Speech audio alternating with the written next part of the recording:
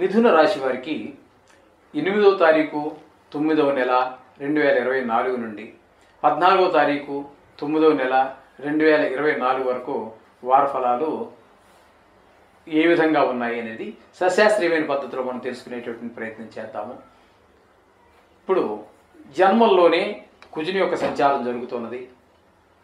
అలాగే తృతీయంలో రవి బుధుల యొక్క సంచారము, చతుర్థంలో శుక్ర కేతువుల యొక్క సంచారము, అలాగే 8వ స్థానంలో ఉన్నట్టుగా మనం శనిని భావించుకోవాలి.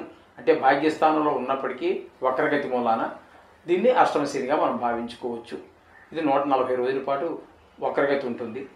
ఆ తర్వాత కొన్ని రోజులు గడిచిపోయింది కూడా, కొద్ది రోజులే ఉంటుంది. ఇకపోతే దశమ స్థానంలో రాహు యొక్క సంచారం జరుగుతున్నదండి. ఈ విధంగా ఈ నవగ్రహాల యొక్క సంచారము ఈ మిథున రాశి వారికి జరుగుతోంది. జన్మంలో కుజుని యొక్క సంచారము కొంచెము మనకి అంత అనుకూలమైనటువంటి ఫలితాలు ఇవ్వజాలదు. ఇవ్వజాలదండి. దానివల్ల ఏంటంటే కొంచెము గాయాలు అయ్యేటువంటి అవకాశము, కొంచెం కోపంగా ఎక్కువ రావటము, అలాగే ఇతరుల యొక్క సహాయ సహకారాలు మనకు అంతగా లేకపోవటము, అది ఉద్యోగం చేసే దగ్గర కావచ్చు, వ్యాపారం చేసే దగ్గర కావచ్చు, అటువంటి దగ్గర మనకి వారి ఇతరుల యొక్క సహాయ సహకారాలు లేకపోవటము, సాహసమైన పనులన్నీ చేయడం, ఇట్లాంటివన్నీ చేయమాకండి. అది కూడా కొంచెం అవాయిడ్ చేసుకుంటే సాహస కృత్యాలని చేయకండి. ఈ విధమైన ఫలితాలన్నీ కూడా కుజుని యొక్క జన్మంలో సంచారం జరుగుతుంది. ఇంకా తృతీయంలో రవి యొక్క సంచారం వల్ల మనకి చాలా శుభప్రదమైనటువంటి ఫలితాలన్నీ ఏర్పడుతూ ఉంటాయి. అలాగే ఇంట్లో పెద్దవాళ్ళు ఉంటే వాళ్ళ ఆరోగ్యం బాగుంటుంది. అలాగే కుటుంబ సభ్యులందరి ఆరోగ్యం కూడా ఈ వారం బాగానే రవి కాపాడుతూ ఉంటాడు. అలాగే పితృకారకుడు కాబట్టి ఆయన బాగుంటుంది. ఇకపోతే సహాయ సహకారాలు కూడా వృత్తి అంటే వ్యాపారం దగ్గర కానీ, ఉద్యోగం దగ్గర కానీ ఎక్కడైనా సరే ఈ యొక్క తృతీయ స్థానంలో రవి యొక్క సంచారం కొంచెము మనకి అనుకూలమైనటువంటి ఫలితాలు, సహాయ సహకారాలు అందడం ద్వారా బాగుంటుంది. ఇకపోతే తృతీయంలో బుధుని యొక్క సంచారం కనుక తీసుకున్నట్టయితే అంత అనుకూలమైనటువంటి ఫలితాలు ఉండవు. ఇప్పుడు మనకి ఇక్కడ రవి వల్ల ఏవైతే సుఫలితాలు వస్తున్నాయి, వాళ్ళ యొక్క సహకారం, వీరి యొక్క సహకారం, ఇంటి పక్కన వాల్సిన సహాయ సహకారాలు అనుకుంటున్నాం కదా, అటువంటి సహాయ సహకారాలన్నీ బుధుడి వల్ల మనకి ఆ సహాయ సహకారాలు బుధుడు మనకు అందించజాలడు. కాకపోతే ఇక్కడ వృత్తి కారకంగా మనం తీసుకుంటాం కాబట్టి అక్కడ వృత్తిలో కూడా కొంచెం వెనకబాటుతనం బాగా కనిపించే అవకాశం కనబడుతూ ఉంటుంది ఈ బుధుడి యొక్క తృతీయ సంచారం. ఇక చతుర్థంలో శుక్రుని యొక్క సంచారం మాత్రం శుభప్రదమైనటువంటి ఫలితాలన్నీ ఇస్తుంటుంది.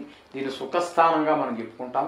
గృహ సౌఖ్యం, వాహన సౌఖ్యం, అలాగే కుటుంబ సభ్యుల సౌఖ్యం అన్నీ కూడా మనకి, అలాగే లలిత కళలకు సంబంధించినటువంటి విషయాల్లో కూడా మనకి శుక్రుడు సుఫలితమైన ఫలితాలు ఇస్తూ ఉంటాడు. ఇకపోతే కేతువుని కనుక మనం తీసుకున్నట్టయితే ఈ కేతు యొక్క ఫలితాలు మనకి తద్భిన్నంగానే ఉంటాయి. ఇప్పుడు ఏవైతే మనకి శుక్రుడు ఇస్తూ ఉన్నాడో ఆ విధమైన దానికి వ్యతిరేకమైనటువంటి ఫలితాలన్నీ కూడా మనకి ఆయన ఇస్తూ ఉంటే ఇలా వెనక లాగి పెడుతూ ఉంటాడు. ఈ విధమైనటువంటి ఫలితాలన్నీ కూడా మనకి చతుర్థంలో కేతు యొక్క ఫలితాలుగా మనం చెప్పుకోవాల్సి వస్తుంది. ఇకపోతే అష్టమ శనిగా మనం చెప్పుకున్నాం కదండి. ఇప్పుడు అష్టమ శని యొక్క ఫలితాలను మనం శని భగవానుడి వల్ల చూసుకోవడం కొంచెం జాగ్రత్తగా ఉండాలి. ఇంట్లో పెద్దవాళ్ళు ఎవరైనా ఉన్నట్టయితే వాళ్ళ మీద ఒక కన్ను వేసి ఉంచండి. వాళ్ళ ఆరోగ్యం మీద ఒక తగు శ్రద్ధ తీసుకోవాల్సి ఉంటుంది. కొన్ని సందర్భాల్లో కొంతమందికి అనుకోనటువంటి దుష్పరిణామాలు వచ్చే అవకాశం కూడా ఏర్పడుతూ ఉంటుంది. ఇకపోతే దశమ స్థానంలో రాహు యొక్క సంచారం కొంచెం సడన్ హైక్, సడన్గా ఫాల్ డౌన్ ఈ విధంగా ఉంటూ ఉంటుంది. దశమ స్థానంలో రాహు సడన్గా ఎందుకు ప్రమోషన్ ఇస్తాడో తెలియదు. ఒక్కోసారి పైకి తీసుకెళ్తూ ఉంటాడు, ఒక్కోసారి అదే రాహు మనని కిందకి పడేసేస్తూ ఉంటాడు. మరి ఈ ప్రమోషన్ బదులు డిమోషన్ వచ్చే అవకాశం ఉంటూ ఉంటుంది. కొన్ని సందర్భాల్లో ప్రైవేట్లో వాళ్ళకి ఎక్కువ జరుగుతుంటాయి. గవర్నమెంట్లో అంటే అక్కడ జరిగే అవకాశాలు లేకపోలేదు, కానీ దానికి అక్కడ జరగాలి అంటే దానికి కొన్ని సూత్రాలు, నియమాలు అవన్నీ ఉంటాయి. ప్రైవేట్లో అలా ఏముండదు కదండి. వీడు కష్టపడినా పక్కవాడు, వాడికి ఇష్టడైనటువంటి వాడు వీడి మీద పితురు అని చెప్తే కూడా మార్చే అవకాశం ఉండొచ్చు. అంచేత ఆ విధమైన ఫలితాలన్నీ ఉంటాయి. ఇకపోతే వ్యయస్థానంలో గురువు యొక్క సంచారం ఈ వారంలో కొంచెం ధనానికి ఇబ్బంది పడేటువంటి అవకాశం ఉంటుంది. డబ్బులు వ్యయం కూడా ఎక్కువ అవుతూ ఉంటుంది. అయితే ఇక్కడ మనం చెప్పుకోవాల్సింది ఏంటంటే ఆ వ్యయమైనటువంటి ధనం సత్కార్యానికే ఉపయోగించడం జరుగుతుంది.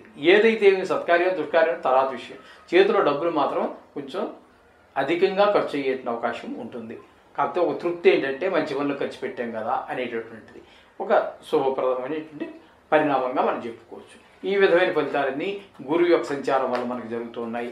ఇకపోతే మొత్తంగా విడివిడిగా మనం గ్రహాల యొక్క ఫలితాలు చెప్పుకున్నాము, కానీ మొత్తంగా మనం ఈ మిథున రాశి వారికి ఏ విధమైన ఫలితాలు ఉంటాయనేది మీలో కొంతమంది అడుగుతున్నారు. విడివిడిగా చెప్తున్నారు కానీ అసలు మొత్తంగా టోటల్గా ఏం జరుగుతుంది కొంచెం చెప్పండి గురువు గారు అని అడగటం జరిగింది. దాని మూలాన్ని చెప్తున్నాను. ఇక్కడ మిథున రాశి వారికి కొంచెం కష్టాలు ఎక్కువగానే ఉన్నాయి. శుభకార్యాల చేత కొంచెం ధనం ఎక్కువగానే ఖర్చు అవుతూ ఉంది. అలాగే పశు నష్టం, స్థాన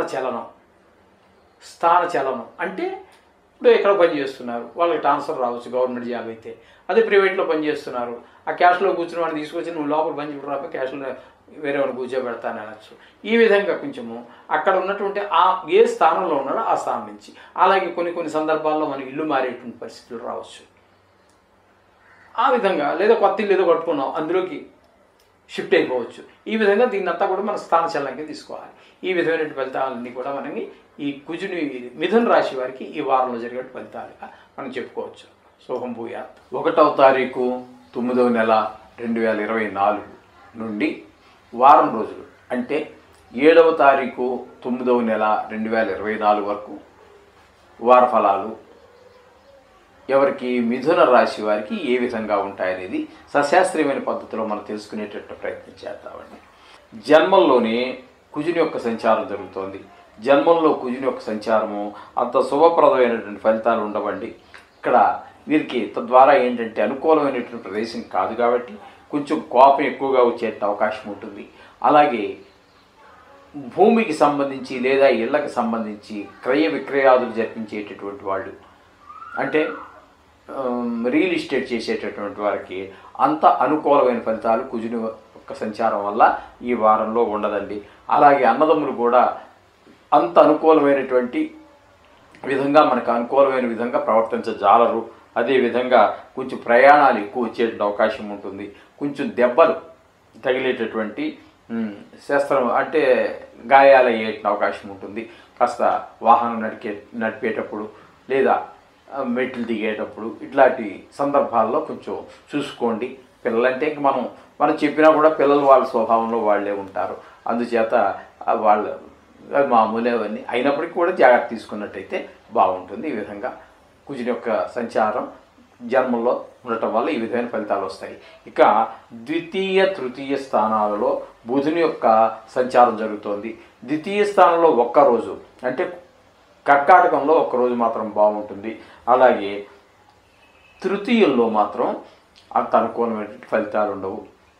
అంటే మన ఇంట్లో కావచ్చు, ఆఫీసులో కావచ్చు, ఇంటి పొరుగు చుట్టుపక్కల వాళ్ళు కావచ్చు, వాళ్ళ యొక్క సహాయ సహకారాలు మనం ఆశించిన రీతిలో అందకపోవచ్చు. ఆ విధమైనటువంటి ఫలితాలన్నీ కూడా అలాగే బుధుడు కాబట్టి వ్యాపార విషయంలో కూడా కొంచెం వెనకబడేటటువంటి అవకాశం ఉంది. అనుకున్న రీతిలో వ్యాపారం జరగకపోవడం, తద్వారా రావలసినటువంటి ధనం చేతికి రాకపోవటం లాంటివి, అంత రావాల్సినంత లాభాలు రాకపోవటం లాంటివి జరిగే అవకాశం ఉంటుంది బుధుడు యొక్క ద్వితీయ తృతీయ స్థానాల్లో సంచారం వల్ల. ఇకపోతే తృతీయంలో రవి యొక్క సంచారం మనకి జరుగుతోందండి. అంటే సింహంలో జరుగుతున్నది. సింహంలో రవి యొక్క సంచారం మనకి అనుకూలమైనటువంటి ఫలితాలు, శుభప్రదమైనటువంటి ఫలితాలన్నీ ఉంటాయి.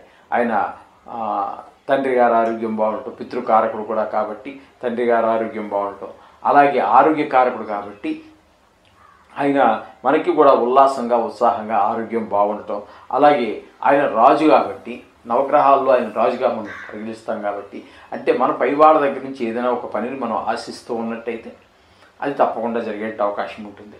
అలాగే కొంచెం అనుకూలమైన ప్రదేశంలో ఉన్నాడు కాబట్టి కొంచెం కోపం కూడా అంతగా కొంచెం నిదానంగా ఉండడం జరుగుతుంది. మామూలుగా అయితే ఉట్టప్పుడైతే కోపగించుకుంటాం మనం కొన్ని సందర్భాల్లో, కొన్ని మాటలకో కొన్ని చేష్టలకో మనం కోపం త్వరగా వస్తూ ఉంటుంది.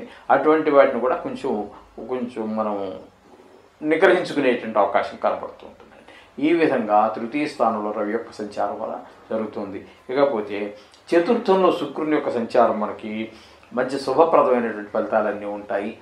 వాహన యోగం, గృహంలో మంచి వాతావరణం, పిల్లలతో వాతావరణం, మంచి వాతావరణం, తల్లిదండ్రులతో, మన కుటుంబంలో ఎవరెవరైతే ఉమ్మడి కుటుంబంగా మనం ఉంటున్నామో ఆ ఇంట్లో ఎవరెవరైతే ఉంటామో వాళ్ళందరితో సఖ్యతగా ఉండటం, ఈ జాతకుడే విద్యార్థి అయినా లేదా వీరి పిల్లలు విద్యార్థులైనా చదువు విషయంలో కూడా కొంచెం ముందుకు వెళ్ళటము, ఇవన్నీ కూడా చక్కటి ఫలితాలన్నీ కూడా మనకి చతుర్థ స్థానంలో శుక్రుని యొక్క సంచారం వల్ల మనకి జరుగుతూ ఉన్నాయి.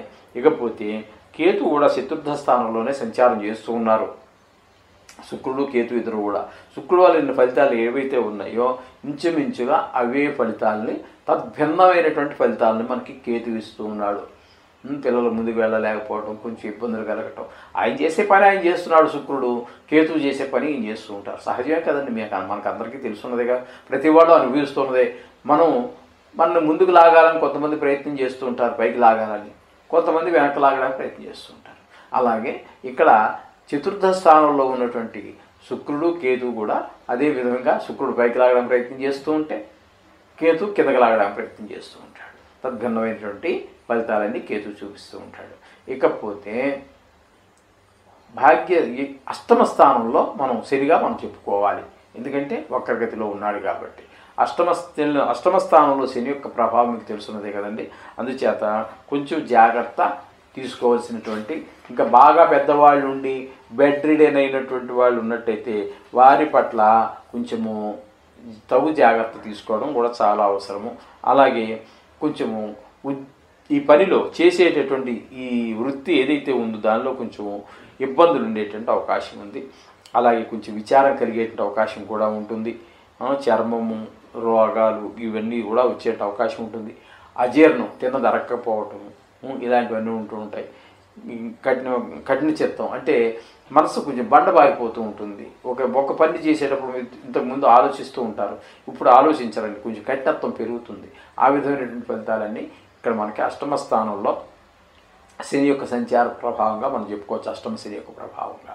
ఇకపోతే దశమ స్థానంలో రాహు యొక్క సంచారం మనకు కొంచెము ఇబ్బందికరమైనటువంటి వృత్తిపరమైనటువంటి ఇబ్బందులు కలిగించేటువంటి అవకాశం ఉంటుంది.